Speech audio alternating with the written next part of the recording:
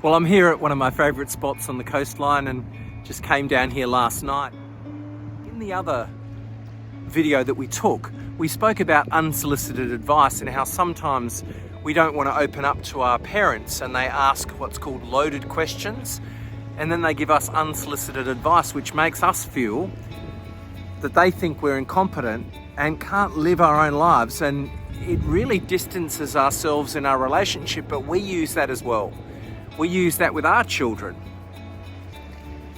You know, when teenagers or even children are talking about their life, it's important to be reflective and replace unsolicited advice with reflective listening. And the most powerful reflective response that clinical psychologists and social workers use is called a reflection of feeling.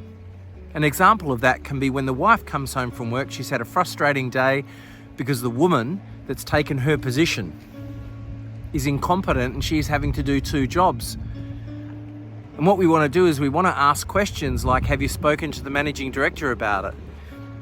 You know, have you done this? Have you done that? And then we give unsolicited advice. You know, what you should do is speak to the managing director, or when I was in your situation, what I did was this and this and this. You know, unsolicited advice, trying to solve a problem. Your well-intended advice, reassurance, you know, they're seen as positive things, but they're not.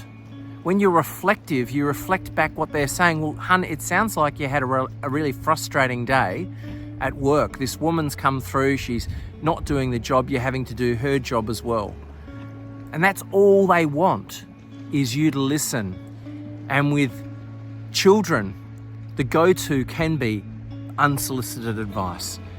And even when someone comes into the office, if you're a manager or even a salesperson, there's a time to give advice and there's a time to listen. We're going to replace high-risk responses with these reflective responses. One, to check on accuracy, and two, as a courtesy to the other person, to give them an indication that you've listened, that they're not alone, that we get them. It's a great skill set.